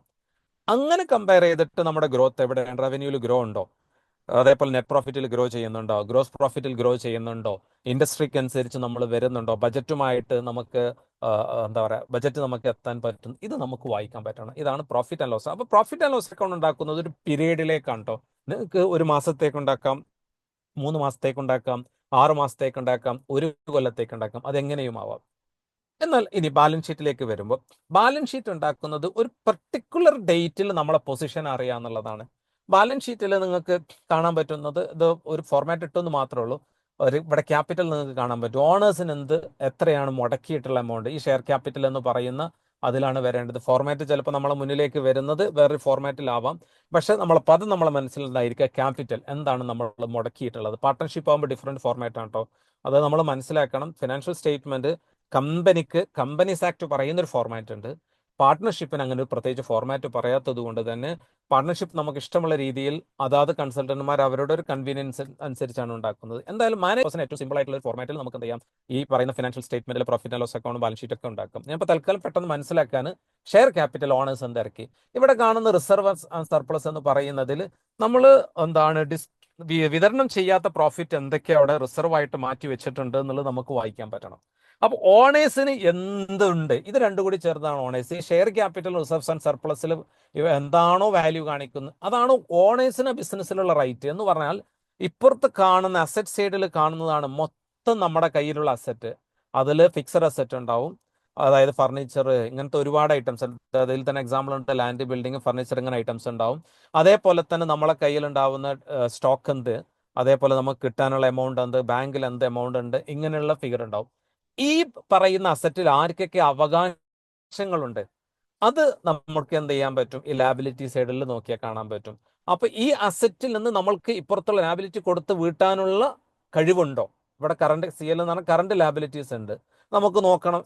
ശരിക്കും അതിന്റെ ഒരു കോൺസെപ്റ്റ് അനുസരിച്ച് വർക്കിംഗ് ക്യാപിറ്റൽ എന്തുണ്ട് നമുക്ക് ഇതിന് വായിക്കാൻ പറ്റും. വർക്കിംഗ് ക്യാപിറ്റൽ എന്ന് പറഞ്ഞാൽ ഇവിടെ കാണുന്ന കറണ്ട് അസറ്റും ഈ പറയുന്ന കറണ്ട് ലാബിലിറ്റിയും ഇതാണ് കമ്പയർ ചെയ്യേണ്ടത്. നമുക്ക് ഇവിടെ പെട്ടെന്ന് കൊടുക്കാനുള്ള കുറെ ബാധ്യതകൾ ഇവിടെ ഉണ്ട്. ഈ ബാധ്യതകൾ കൊടുത്തു വീട്ടാൻ നമ്മുടെ കയ്യിൽ ഇപ്പുറത്ത് എന്ത് അസറ്റ് ഉണ്ട് പെട്ടെന്നുള്ള, കാരണം ഫിക്സഡ് അസറ്റ് നമുക്കൊന്നും ചെയ്യാൻ പറ്റില്ല, അത് ഇതിന്ന് വായിക്കാൻ പറ്റും. ഒരു ഉദാഹരണം പറയുകയാണെങ്കിൽ ഇവിടെ ഒരു 75 ലക്ഷമാണ് നമ്മളടുത്ത അസറ്റ്, ഇവിടെ എന്താണ് ഈ കറണ്ട് ലാബിലിറ്റിയിൽ 50 ഉള്ളൂ എങ്കിൽ നമ്മളടുത്ത് ക്യാഷ് ഉണ്ട്. പക്ഷെ അത് സ്റ്റോക്കിലാണ് കിടക്കുന്നത് എങ്കിൽ എന്താ സംഭവിക്കുക, സ്റ്റോക്ക് ക്യാഷ് ആയിട്ട് വരാൻ സമയം എടുക്കുമല്ലോ. അപ്പോൾ നമ്മളടുത്ത് ഡെപ്റ്റേഴ്സ് പെട്ടെന്ന് കൊടുക്കാൻ എന്ത് ക്യാഷ് ഉണ്ട്, ബാങ്കിൽ എന്ത് ക്യാഷ് ഉണ്ട്, ഈ ഒരു പൊസിഷൻ അറിയുക എന്നുള്ളതാണ് ഏതിലുള്ളത്, ബാലൻസ് ഷീറ്റിലുള്ളത്. അതേപോലെ ഇപ്പുറത്ത് എന്തുണ്ട്, ദീർഘകാല അടിസ്ഥാനത്തിൽ നമുക്ക് കൊടുത്തു വിട്ടേണ്ട ലാബിലിറ്റി ഉണ്ടാവും, എന്ന് പറഞ്ഞാൽ ബാങ്കിൽ നിന്ന് എടുത്ത ലോൺ ഉണ്ടാവും, ഇങ്ങനെ പല സംഗതികൾ ഉണ്ടാവും. അതിന് നമ്മളടുത്ത് എന്ത് ക്യാഷ് ഉണ്ട്, എന്ത് അസറ്റ് ഉണ്ട്, അത് എത്ര കാലം കൊണ്ട് ക്യാഷ് ആയിട്ട് മാറും. ഇങ്ങനെ നമ്മുടെ സ്ഥാപനത്തിന്റെ പൊസിഷൻ ഒരു പ്രത്യേക ഡേറ്റിൽ, കാരണം ബാലൻസ് ഷീറ്റ് ഉണ്ടാക്കുന്ന ഒരു പീരീഡിലേക്കല്ല, ഒരു പ്രത്യേക ഡേറ്റിലാണെങ്കിൽ ആ ഡേറ്റില് പൊസിഷൻ അറിയുക എന്നുള്ളതാണ് ബാലൻസ് ഷീറ്റ് കൊണ്ട് ഉദ്ദേശിക്കുന്നത്. ഇതിൽ ഓരോരോ ഐറ്റത്തെയും നമുക്ക് എന്ത് ചെയ്യാൻ പറ്റും, നമുക്ക് ഡീറ്റെയിൽ അനലൈസ് ചെയ്യാൻ പറ്റും. ഒരു ഉദാഹരണം പറയുമ്പോൾ സ്റ്റോക്ക് ഇവിടെ ഉണ്ട്. ഈ സ്റ്റോക്കിന് ശരിക്കും നേരത്തെ പറഞ്ഞ് പ്രോഫിറ്റ് ആൻഡ് ലോസ് അക്കൗണ്ടിൽ നമ്മളിവിടെ കണ്ടിട്ടുള്ള സെയിൽസുമായിട്ട് ചിലപ്പോൾ നമ്മൾ കമ്പയർ ചെയ്ത് കഴിഞ്ഞാൽ നമുക്ക് ഈ സ്റ്റോക്ക് എത്ര എന്താ പറയുന്നത്, സെയിലായിട്ട് മാറുന്നുണ്ട്, എത്ര പീരീഡ് എടുക്കുന്നുണ്ട് എന്നുള്ളത് നമുക്ക് കാൽക്കുലേറ്റ് ചെയ്യാൻ പറ്റും. ഇപ്പൊ ഇവിടെ ഡെപ്റ്റേഴ്സ് ഉണ്ട്, ഡെപ്റ്റേഴ്സ് പറഞ്ഞാൽ നമുക്ക് കിട്ടാനുള്ള ക്യാഷാണ്. ഈ കിട്ടാനുള്ള ക്യാഷിന് ഏജിങ് നടത്തി കഴിഞ്ഞാൽ ഇപ്പൊ 365 ദിവസമായിട്ടുള്ള ഡെപ്റ്റേഴ്സ് എത്രയുണ്ട്, ഇങ്ങനെ ഏജിങ് നടത്തി കഴിഞ്ഞാൽ നമുക്ക് അറിയാൻ പറ്റും ആരൊക്കെ ക്യാഷ് തരാത്തുണ്ട്, നമ്മളുടെ ക്രെഡിറ്റ് പീരീഡ് കഴിഞ്ഞിട്ട് ക്യാഷ് തരാത്തുള്ള. എന്നതുപോലെ തന്നെ ഇപ്പുറത്തേക്ക് എന്ത് ചെയ്യാം, ക്രെഡിറ്റേഴ്സ് ഉണ്ട്, അവർക്ക് എന്താണ് എപ്പോഴാണ് കൊടുക്കേണ്ടത്, നമ്മൾ കൊടുക്കാനുള്ള ആളുകളാണ്, അവരെ ഏജ് ചെയ്യാം. അപ്പോൾ ഇങ്ങനെയുള്ള ഒരുപാട് ഇൻഫർമേഷൻ നമുക്ക് എന്ത് ചെയ്യാൻ പറ്റും, ബാലൻസ് ഷീറ്റിൽ നിന്ന് കാണാൻ പറ്റും. അതിന്റെ ചുരുക്കി പറഞ്ഞാൽ ബാലൻസ് ഷീറ്റിൽ നിന്ന് ഒരു പ്രത്യേക ഡേറ്റിൽ നമ്മുടെ കയ്യിലുള്ള അസറ്റിന്റെ വാല്യൂ എന്ത്, ആ ഡേറ്റിലുള്ള, കാരണം ഈ അസറ്റ് ഇപ്പോൾ ഫിക്സഡ് അസറ്റ് ഇവിടെ ഉണ്ടെങ്കിൽ അത് ഉപയോഗിച്ച് കഴിഞ്ഞാൽ തേയ്മാനം സംഭവിച്ചിട്ടുണ്ടാവുമല്ലോ. ആ തേയ്മാനം നമ്മൾ കുറച്ചിട്ടുള്ള വാല്യൂ ആണ് ഇവിടെ എന്ത് ചെയ്യുക സാധാരണഗതിയിൽ വാല്യൂ ആയിട്ട് കൊടുക്കുന്നത്. അപ്പോൾ ആ പെർട്ടിക്കുലർ ഡേറ്റിൽ ഈ ഫിക്സഡ് അസറ്റിന് എന്ത് വാല്യൂ ഉണ്ട്. ഇനി വേറൊരു ഇതിലേക്ക് പോവുകയാണെങ്കിൽ നമ്മൾ ബിസിനസ് വിൽക്കാൻ തീരുമാനിക്കുകയാണ്. കാരണം സ്വാഭാവികമായിട്ട് ഒരു ഓണ്ടർപ്രണർ എന്ന് പറയുന്ന എന്താണ് ഒരു പെർട്ടിക്കുലർ പീരീഡ് കഴിഞ്ഞാൽ അയാൾ ഒരു വാല്യൂ ഒക്കെ ക്രിയേറ്റ് ചെയ്ത് കഴിഞ്ഞാൽ ചിലപ്പോൾ സ്ട്രാറ്റജിക് എക്സിറ്റ് നടത്താം. അങ്ങനെ ബിസിനസ് വിൽക്കാൻ തീരുമാനിക്കുമ്പോൾ ബുക്കിൽ എൻ്റെ അസറ്റുകൾക്ക് എന്ത് വാല്യൂ ഉണ്ട്, അതിൽ നിന്ന് ഞാൻ എന്ത് ലാബിലിറ്റീസ് കൊടുക്കാനുണ്ട്, ഇത് രണ്ടും കമ്പയർ ചെയ്താൽ മതി. പുറത്തുള്ള മൊത്തം അസറ്റിൽ നിന്ന് ഇവിടെ കാണിച്ചിട്ടുള്ള ഈ ബാധ്യതകൾ കുറച്ച് കഴിഞ്ഞാൽ ബാക്കി മുഴുവൻ എൻ്റെ ക്യാഷാണ്. അപ്പൊ ഇതിന് നമുക്ക് എന്ത് ചെയ്യും, ഈ ബുക്ക് വാല്യൂവിന് പകരം മാർക്കറ്റ് വാല്യൂ നമുക്ക് ഇവിടെ വേറെ കോളിട്ട് കണ്ട് നമുക്ക് കൊടുക്കാൻ പറ്റും. അപ്പൊ നമുക്ക് അസറ്റുകൾക്ക് മാർക്കറ്റ് വാല്യൂ ആണ്, എന്നാൽ കൊടുക്കാനുള്ള ആളുകൾക്ക് എന്താണ് ബുക്കിലുള്ളതാണ് കൊടുക്കേണ്ടത്. ബാക്കി എനിക്ക് എന്തുണ്ടാവും ഈ ബിസിനസ് വിറ്റ് കഴിഞ്ഞാൽ, ഇത് നമുക്ക് ബാലൻസ് ഷീറ്റിൽ നിന്ന് വേണമെങ്കിൽ എന്ത് ചെയ്യാൻ പറ്റും, വായിക്കാൻ പറ്റും. അപ്പോൾ ബാലൻസ് ഷീറ്റിൽ നിന്ന് ഒരു പെർട്ടിക്കുലർ ഡേറ്റിൽ നമ്മളെ കയ്യിലുള്ള അസറ്റും നമ്മൾ കൊടുക്കാനുള്ള ലാബിലിറ്റിയും അതുപോലെ തന്നെ ബാക്കി ഓണേഴ്സിന് എന്തുണ്ട് ഇതറിയാൻ പറ്റും എന്നുള്ളതാണ് ബാലൻസ് ഷീറ്റ് കൊണ്ട് നമ്മൾ ഉദ്ദേശിക്കുന്നത്. പിന്നെ അതിൻ്റെ കുറേ വിശകലനങ്ങൾ വേറെ പോകാനുണ്ട്, ഞാൻ അതിലേക്ക് ഇപ്പോൾ പോകുന്നില്ല. മൂന്നാമത്തത് നമുക്ക് ക്യാഷ് ഫ്ലോ സ്റ്റേറ്റ്മെന്റ് ആണ്. മൂന്നാമത്തെ സ്റ്റേറ്റ്മെന്റ് എന്ന് പറയും ക്യാഷ് ഫ്ലോ സ്റ്റേറ്റ്മെന്റ്. അത് നിർബന്ധമായിട്ടും എന്ത് ചെയ്യണം, നമ്മളുടെ കൾച്ചറിൽ അത് വരണം. ക്യാഷ് ഫ്ലോ സ്റ്റേറ്റ്മെന്റ് ഞാൻ ഈ പറയുന്നത് നമ്മൾ സാധാരണഗതിയിൽ ഉണ്ടാക്കുന്ന സ്റ്റാൻഡേർഡ് അനുസരിച്ചാണ്. ഒരു മൂന്നായിട്ട് നമുക്ക് എന്ത് ചെയ്യാൻ പറ്റും, ബിസിനസിന്റെ ആക്ടിവിറ്റിയെ ഞാൻ ഈ പറയുന്നത് ഫിനാൻസിൽ നിന്നുകൊണ്ട് ക്യാഷ് ഫ്ലോ സ്റ്റേറ്റ്മെന്റിന് വേണ്ടിയിട്ട് മൂന്നായിട്ട് നമുക്ക് തരംതിരിക്കുകയാണെങ്കിൽ, നമ്മളുടെ ഓപ്പറേഷനിൽ നിന്ന് വരേണ്ട ക്യാഷ് എന്ത്, ഓപ്പറേഷനിൽ നമുക്ക് എന്ത് ക്യാഷ് കിട്ടുന്നുണ്ട്, ഇത് നമുക്ക് വായിക്കാൻ പറ്റണം. ഇപ്പൊ ഇവിടെ ക്യാഷ് ഫ്ലോ സ്റ്റേറ്റ്മെന്റ് ഒരു സിമ്പിൾ ഫോർമാറ്റ് ആണ് ഇതിൽ പറഞ്ഞിട്ടുള്ളത്. ഇതിൽ എന്ത് ക്യാഷാണ് ഓപ്പറേഷൻ വരുന്നത്, ഇവിടെ കാണാൻ പറ്റും. പോസിറ്റീവ് ആണെങ്കിൽ നെറ്റ് ക്യാഷ് ജനറേറ്റഡ് ഫ്രം, അത് ടെക്നിക്കൽ മാറ്റുകൾ, ഇവിടെ വാല്യൂവിൽ പോസിറ്റീവ് ആണെങ്കിൽ ഓപ്പറേഷൻ ആക്ടിവിറ്റിയിൽ നിന്ന് നമുക്ക് ക്യാഷ് വന്നിട്ടുണ്ട്. എന്ന് വെച്ചാൽ സെയിലും പർച്ചേസ്, ഈ റവന്യൂവിൽ നിന്ന് കിട്ടിയ ക്യാഷ് വെച്ച് നമ്മളെ എക്സ്പെൻസ് എല്ലാം മീറ്റ് ചെയ്തതിന് ശേഷം ബാക്കി ക്യാഷ് ഉണ്ട്, അല്ല ഇവിടെ നെഗറ്റീവ് ആണ് എന്ന് കരുതിക്കൊള്ളി. അപ്പൊ എവിടുന്ന ക്യാഷ് വരണല്ലോ, ആ ക്യാഷ് ഇൻവെസ്റ്റിങ്ങിലാണ് പോസിറ്റീവ് വന്ന് തന്നെ. ഇൻവെസ്റ്റിങ്ങിൽ വരുന്നത് നമ്മൾ അസറ്റ് വിൽക്കുമ്പോൾ വരുന്ന ക്യാഷാണ്. നമ്മൾ അസറ്റ് വിറ്റിട്ടാണോ ഇവിടെ ക്യാഷ് എന്ത് ചെയ്തിട്ടുള്ളത്, ഓപ്പറേഷൻ ക്യാഷ് കണ്ടെത്തിയിട്ടുള്ളത്?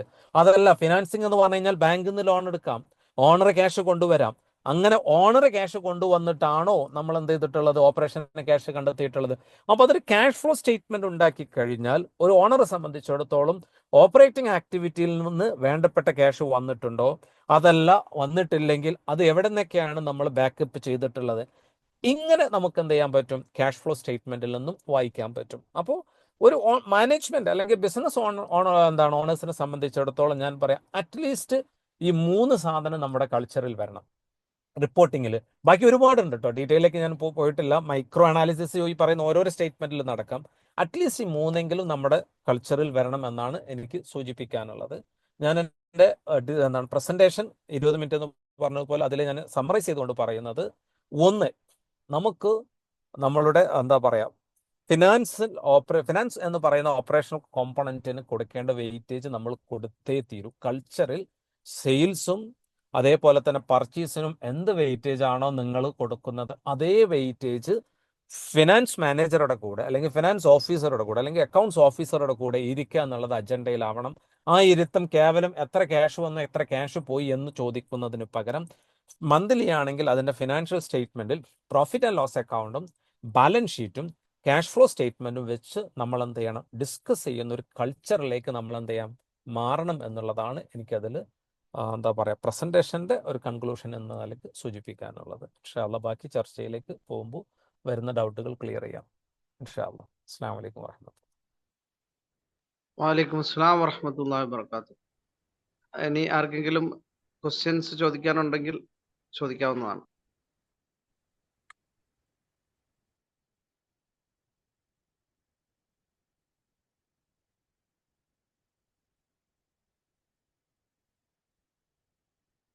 ഹലോ, പറഞ്ഞോളൂ. ഇതുമായിട്ട് ഡയറക്റ്റ് റിലേറ്റഡ് അല്ല, എന്തെങ്കിലും ഒരു ചോദ്യം. നമ്മള് ഈ ബാങ്കിൽ നിന്ന് ലോൺ എടുക്കുന്നുണ്ട് എന്ന് പറഞ്ഞിട്ടുണ്ടല്ലോ. അപ്പൊ നമ്മുടെ ഇപ്പൊ ഒരു ബാങ്കിൽ നിന്ന് ലോൺ എടുക്കുമ്പോൾ ഒരു ബിസിനസ് സ്റ്റാർട്ട് ചെയ്യുമ്പോഴേ നമ്മുടെ പേഴ്സണൽ പ്രോപ്പർട്ടിയാണ് ചോദിക്കുക. അതിന് പകരം ബിസിനസ് കൊളാറ്ററൽ വെച്ചിട്ട് ലോൺ എടുക്കുന്ന അങ്ങനെ എന്തെങ്കിലും ഉണ്ടോ? അത് ബാങ്കിന്റെ പോളിസിയുമായി ബന്ധപ്പെട്ട കാര്യമാണ് ആക്ച്വലി. അത് കാരണം ബാങ്കിൽ നിന്ന് ലോൺ എടുക്കുന്ന സമയത്ത് ബാങ്കിന് വേണ്ടത് ബിസിനസ്സിനാണ് ലോൺ തരുന്നതെങ്കിൽ പോലും അത് ബാങ്ക് അവരുടെ സേഫ്റ്റിക്കും സെക്യൂരിറ്റിക്കും വേണ്ടിയിട്ട് ഡയറക്ടേഴ്സിന്റെ കംപ്ലീറ്റ് ഡീറ്റെയിൽസ് ചോദിച്ചിട്ടാണ് അവർ സാധാരണ കൊടുക്കുക. അത് പ്രോപ്പർട്ടി അനുസരിച്ചായിരിക്കും. ഇപ്പോൾ എന്താണ് ഈ ബിസിനസ്സിന്റെ എന്താണ് പ്രോപ്പർട്ടി ഉണ്ടെങ്കിൽ ലോൺ അഗെയിൻസ്റ്റ് പ്രോപ്പർട്ടി എന്ന് പറഞ്ഞിട്ട് ബാങ്കിന് സ്കീം ഉണ്ടാവാം. അപ്പോൾ സ്വാഭാവികമായിട്ടും സെക്യൂരിറ്റി എന്ന് പറയുന്നത് എന്താണ് ബിസിനസിന്റെ പ്രോപ്പർട്ടി ആയിരിക്കും. അതല്ലാത്ത എന്താണ് വർക്കിംഗ് ക്യാപിറ്റൽ ഫണ്ടിങ്ങിലായിരിക്കും ഞാൻ മനസ്സിലാക്കുന്നത്. പിന്നെ ക്യാഷ് ക്രെഡിറ്റ് ഇങ്ങനെ ഡിഫറെന്റ് സ്കീം ഉണ്ട്. അതിൽ സ്റ്റോക്ക് ഇൻവെന്ററി അഗെയിൻസ്റ്റ് ആണ് സാധാരണഗതിയിൽ എന്ത് ചെയ്യല് ക്യാഷ് ക്രെഡിറ്റ് ഇങ്ങനത്തെ കാര്യങ്ങളൊക്കെ വരില്ല. അപ്പോൾ അത് എനിക്കൊരു കറക്റ്റ് ഒരു പോളിസി ഇത് പറയാൻ പറ്റില്ല. പക്ഷെ അത് സാധാരണഗതിയിൽ ബാങ്കിന്റെ പോളിസിയുമായി ബന്ധപ്പെട്ട ഒരു സംഗതിയാണ്. ആ നമ്മളെ ഒരു സർവീസ് ബേസ്ഡ് ഇൻഡസ്ട്രിയാണ്. ഓക്കെ, സർവീസ് ബേസ്ഡ് ഇൻഡസ്ട്രി ആകുമ്പോൾ ഇതിൽ കമ്മീഷൻ ബേസ് ആയിരിക്കുമല്ലോ അതെ നമുക്ക് മാർജിനും കാര്യങ്ങളും. അതെ നമ്മളൊരു monthly അല്ലെങ്കിൽ ഒരു ക്വാർട്ടർലി എങ്ങനെ മാർജിൻ നോക്കുമ്പോൾ നമുക്ക് പിന്നെ അഡീഷണൽ പേയ്മെന്റ് കിട്ടാനുണ്ടാവും. ആ ഓക്കെ കമ്മീഷൻ കിട്ടിയിട്ടുണ്ടാവും. ഈ പിന്നെ ഇൻഷുറൻസ് കമ്പനിയിൽ നിന്നാണെങ്കിലും അങ്ങനത്തെ ഇൻഡസ്ട്രിയിൽ നിന്നാകുമ്പോൾ നമുക്ക് ഒരു 1 month ഒന്നെങ്കിൽ 30 days കഴിഞ്ഞിട്ടായിരിക്കും, അല്ലെങ്കിൽ 45 days കഴിഞ്ഞിട്ടായിരിക്കും നമുക്ക് ആ പേ ഔട്ട് കിട്ടുക.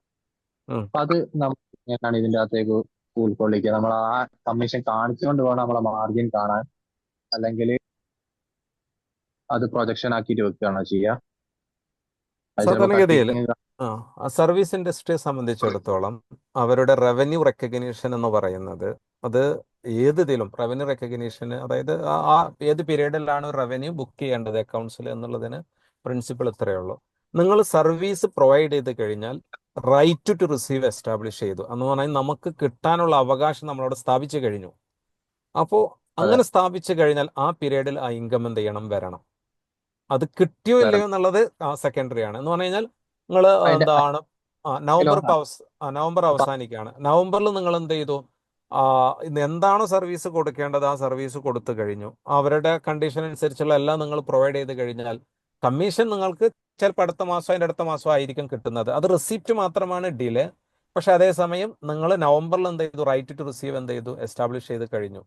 എന്ന് പറഞ്ഞു കഴിഞ്ഞാൽ കിട്ടാനുള്ള അവകാശം നമ്മൾ സ്ഥാപിച്ചു കഴിഞ്ഞെങ്കിൽ നിങ്ങൾ നവംബറിൽ തന്നെ ഇൻകം ആയിട്ട് നിങ്ങൾ എന്ത് ചെയ്യണം, ബുക്ക് ചെയ്യണം. മാർജിൻ നെറ്റ് കാൽക്കുലേറ്റ് ചെയ്യുമ്പോൾ നവംബറിൽ തന്നെ അത് വരണം ഇൻകം. എപ്പോഴും നമുക്ക് ഒരു കൺഫ്യൂഷൻ ഉണ്ടാകുന്ന സംഗതിയാണ്. പിന്നെ അല്ലെങ്കിൽ ചിലപ്പോൾ കട്ടിങ് വരുമ്പോൾ നമ്മളെല്ലാം ലോസിലേക്ക് എഴുതേണ്ടി വരില്ലേ?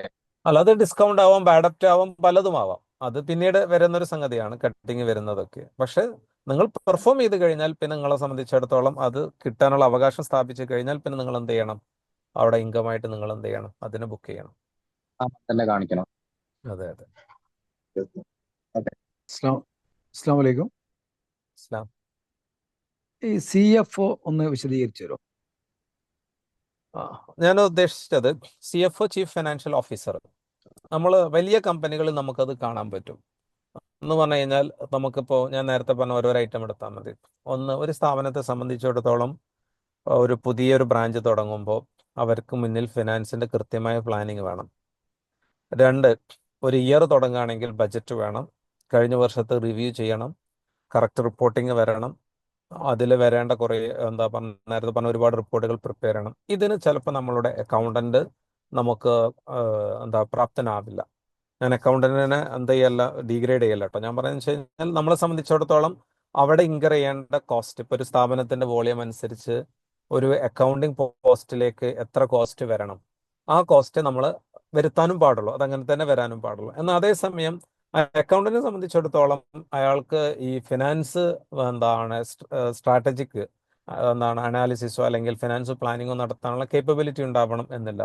അപ്പോൾ നമ്മളെ സംബന്ധിച്ചിടത്തോളം അതിന് വലിയൊരു കോസ്റ്റ് വരാനും പറ്റില്ല. അങ്ങനെയുള്ള സിറ്റുവേഷനിൽ നമുക്ക് നിയർ ആയിട്ട് അപ്രോച്ച് ചെയ്യാൻ പറ്റുന്ന ഒരുപാട് ചാർട്ടേഡ് അക്കൗണ്ട്സ്, കോസ്റ്റ് അക്കൗണ്ട്സ്, ഇങ്ങനെയുള്ള ഈ ഫീൽഡിലുള്ള കുറേ ആളുകൾ ഉണ്ടാവും. അവരെ നമ്മൾ എന്ത് ചെയ്യാം, മന്ത്ലി അവരുടെ സർവീസ് 1-2 ദിവസത്തേക്ക് ഉപയോഗിച്ചുകൊണ്ട് നമ്മളുടെ ബോർഡ് മീറ്റിങ്ങിൽ ഒരു ഹാഫ് ഡേ ബോർഡ് മീറ്റിംഗ് നടത്തി അതിനുമുമ്പ് അവരെന്ത് ചെയ്യണം, റിപ്പോർട്ടും കാര്യങ്ങളൊക്കെ ഉണ്ടാക്കി നമ്മളെ ബോർഡ് മീറ്റിങ്ങിൽ നമുക്ക് കൃത്യമായിട്ട് ഗൈഡ് ചെയ്യുന്ന രീതിയിലേക്ക് ഒരു CFO ഉണ്ടാവുക. നമുക്കതിന് വേണമെങ്കിൽ വിളിക്കാം, വിർച്വലി നമുക്കൊരു CFO ഉണ്ടാവും. ഫുൾ ടൈം അവിടെ ഉണ്ടാവില്ല, നമുക്ക് ആവശ്യമുള്ള എല്ലാ അഡ്വൈസ് തരികയും അതേസമയം തന്നെ മാസത്തിലോ 1-2 ദിവസം നമ്മളെ കൂടെ ഇരിക്കുകയും ചെയ്യും. അതാണ് ഞാൻ ഉദ്ദേശിച്ചിട്ടുള്ളത്. Okay, thank you. എന്തായാലും എല്ലാ ഓണേഴ്സിനോട് എനിക്ക് സജസ്റ്റ് ചെയ്യാനുള്ളത്, പ്രത്യേകിച്ച് കോമ്പറ്റീഷനും പ്രൈസിങ്ങും എല്ലാം ഭയങ്കര എന്താ പറയുക നെക്ക് ടു നെക്ക് ആണല്ലോ പോകുന്നത്. നിങ്ങൾ തന്നെ അത് മാത്രമല്ല ഇൻഡസ്ട്രിയെ കുറിച്ച് ഇത് എവിടേക്കാണ് പോകുന്നത്, നമ്മളൊരു ആംഗിളും ചിലപ്പോൾ ഇവരുടെ ഒരു ആംഗിളൊക്കെ മിക്സ് ചെയ്തിട്ടാണല്ലോ വരേണ്ടത്. അതുകൊണ്ട് നമുക്ക് എപ്പോഴും ഒരു റെഗുലർ കൺസൾട്ടന്റ് എപ്പോഴും ഉണ്ടാവുന്നത് നന്നായിരിക്കും എന്നുള്ളൊരു സജഷൻ എനിക്കതിൽ വെക്കാനുണ്ട്. അസ്സലാമലൈക്കും. ഇസ്ലാം. ഈ പ്രൊഡക്ഷൻ സൈഡിൽ വരുമ്പോൾ അതിന്റെ കോസ്റ്റിംഗ് ഉണ്ടല്ലോ, പ്രൊഡക്റ്റ് കോസ്റ്റിംഗ് അതെ. കോസ്റ്റിംഗിൽ നമ്മൾ ശ്രദ്ധിക്കേണ്ട പ്രൊഡക്ഷൻ യൂണിറ്റ് ആകുമ്പോൾ ശ്രദ്ധിക്കേണ്ട സംഗതികൾ. അതിലിപ്പം ഒരുപാട് പ്രൊഡക്റ്റ് ഉണ്ടെങ്കിൽ അതിൽ പ്രൊഡക്ഷൻ ആയി വരുന്നതിന്റെ പീരീഡ് അനുസരിച്ച് ആ പീരീഡൊക്കെ കാൽക്കുലേറ്റ് ചെയ്തിട്ടല്ലേ അത് വരുന്നത്? യൂണിറ്റ് അടിസ്ഥാനത്തിൽ എങ്ങനെയാണത് കോസ്റ്റിംഗ് ചെയ്യുക? പ്രൊഡക്ഷനിലേക്ക് വരുന്ന സമയത്ത് നമുക്ക് മാർക്കറ്റിൽ കോമ്പറ്റീഷൻ ഇത് സെയിം പ്രൊഡക്റ്റിൽ നമുക്ക് നടത്താനോ, അത് പ്രൈസിങ്ങിലാണ് കോമ്പറ്റീഷൻ വരേണ്ടത്. അപ്പോൾ പ്രൈസിങ് മാർക്കറ്റിന്റെ മേലേക്ക് നമുക്ക് വെക്കാൻ പറ്റില്ല. അപ്പോൾ നമുക്ക് നമ്മളുടെ ഒരു കോസ്റ്റിങ്ങിന് നമ്മളുടെ സ്റ്റാൻഡേർഡ് എന്താണോ ഇൻഡസ്ട്രി പ്രാക്ടീസ് അനുസരിച്ച് വരുന്ന കോസ്റ്റിംഗ് അത് ഫോളോ ചെയ്തിട്ടില്ലെങ്കിൽ സംഭവിക്കുക, നമ്മളൊരു കോസ്റ്റിംഗ് ഇടും, എന്നിട്ട് നമുക്ക് വേണ്ട മാർജിൻ ഇടും, അത് ചിലപ്പോൾ എന്ത് ചെയ്യും, പ്രൈസിൻ്റെ മാർക്കറ്റ് പ്രൈസിൻ്റെ ഒക്കെ മേലേക്ക് പോകും. അതല്ലെങ്കിൽ പിന്നെ നമ്മൾ തീരുമാനിക്കുക എന്താണ് മാർക്കറ്റിൽ എത്ര രൂപയ്ക്കല്ലേ വെക്കുന്നത് എങ്കിൽ അതിനായിട്ട് കോമ്പീറ്റ് ചെയ്യുന്ന സെയിം പ്രൈസ് ആയാലും തൊട്ട് താഴെ തൊട്ട് മേലെ എന്നുള്ള രീതിയിൽ നമ്മൾ പോകുന്നു. പക്ഷെ ആ ഒരു മെത്തേഡ് ഒരിക്കലും അഡോപ്റ്റ് ചെയ്യരുത്.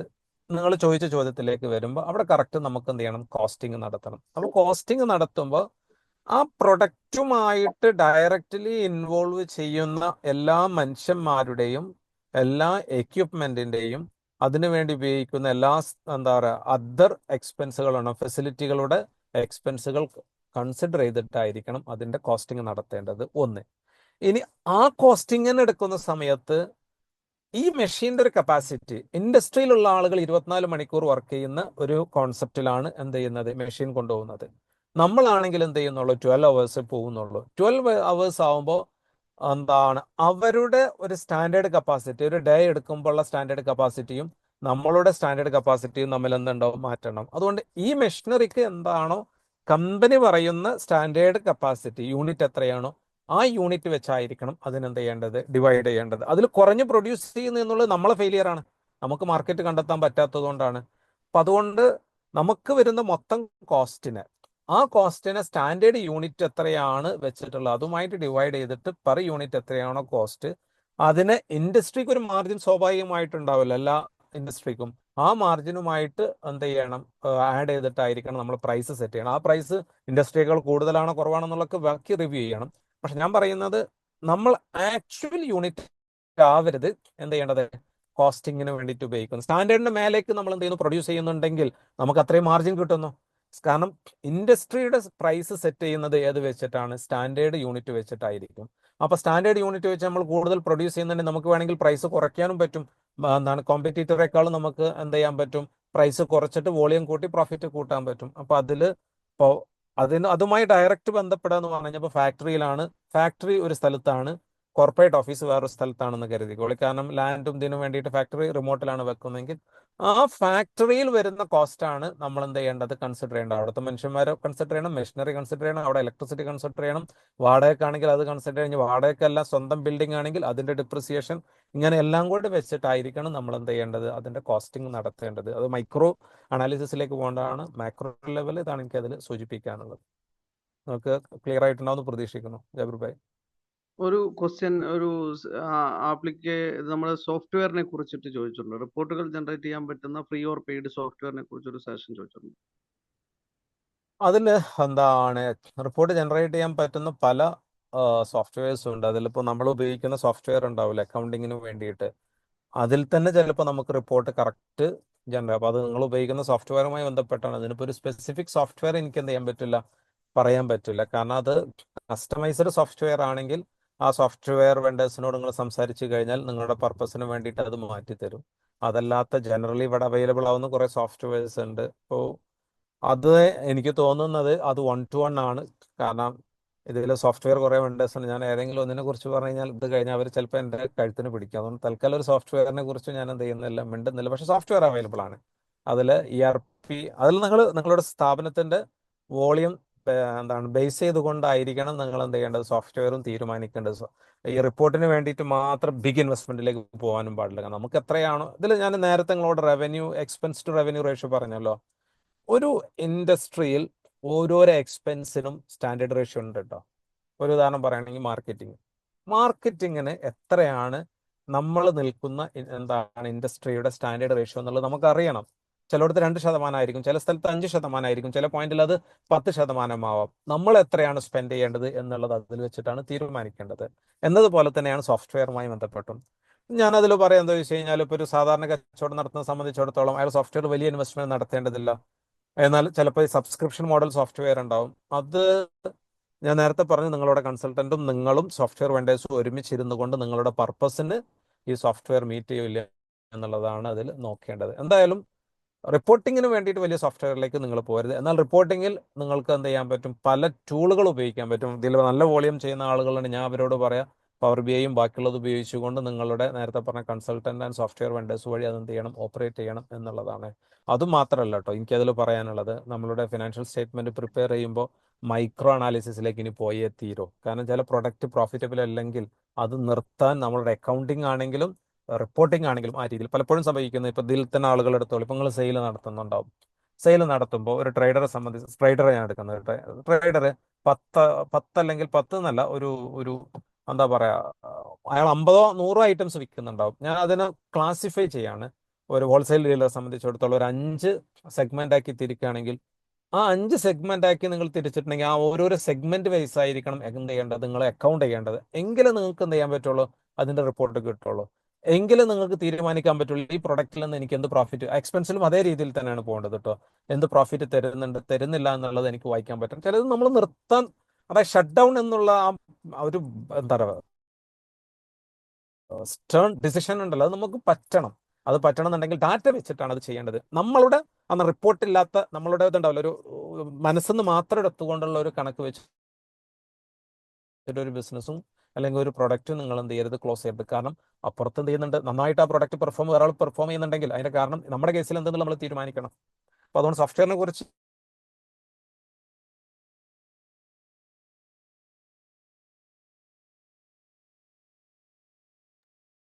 എനിക്ക് അങ്ങനെ സ്പെസിഫിക് പക്ഷേ സോഫ്റ്റ്വെയർ സോഫ്റ്റ്വെയർസ് ഉണ്ട്.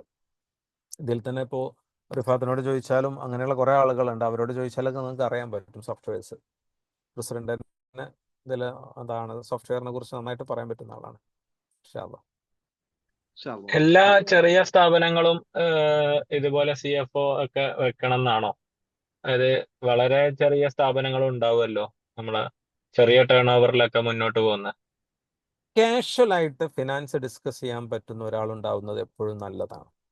അതിൽ ഇപ്പം ഞാനതിൽ പറയുമ്പോൾ സോളിഡ് ക്ലബിനെ സംബന്ധിച്ചിടത്തോളം വളരെ ചെറിയ ആളുകൾക്ക് 1-to-1 എന്ത് ചെയ്യണം, ഒരു ഒരു അവരുടെ ഒരു ബജറ്റ് അനുസരിച്ച് അതേപോലെ തന്നെ ഒരു ചാരിറ്റി ഓറിയന്റഡ് ആയിട്ട് ഇങ്ങനെ കൺസൾട്ടിങ് കൊടുക്കാൻ ആഗ്രഹിക്കുന്ന ആളുകളുണ്ടാവും. അവരുടെ സർവീസുകൾ ഉപയോഗിക്കണം. ഒന്ന് കാഷ്വൽ ആയിട്ട് ഇരിക്കുമ്പോൾ ഫിനാൻസിനെ കുറിച്ച് നമ്മൾ മനസ്സിലാക്കേണ്ടത്, നമ്മളുടെ സ്കില്ല് എവിടെയാണ്, കച്ചവടത്തിലാണെങ്കിൽ. ഫിനാൻസിൽ നമ്മുടെ സ്കില്ലില്ലാത്തത് കാരണം എന്ത് ചെയ്യരുത്, നമ്മളെ കച്ചവടം പൂട്ടേണ്ട അവസ്ഥയിലേക്ക് വരാൻ പാടില്ല. ഇപ്പൊ നിങ്ങൾ എന്താണ് നാട്ടിലുള്ള പല കച്ചവടക്കാരെടുത്തോളി. ഇപ്പൊ എനിക്കറിയാം, എൻ്റെ വാപ്പ കച്ചവടം നടത്തുന്ന സമയത്ത് വാപ്പ ക്യാഷ് വീട്ടിലേക്ക് ചെലവിന് വരുന്ന ക്യാഷ് മുഴുവൻ കച്ചവടത്തിൽ കൊണ്ടുപോയിടുന്നുണ്ട്, അത് ലീക്ക് ആവുന്നുണ്ട്.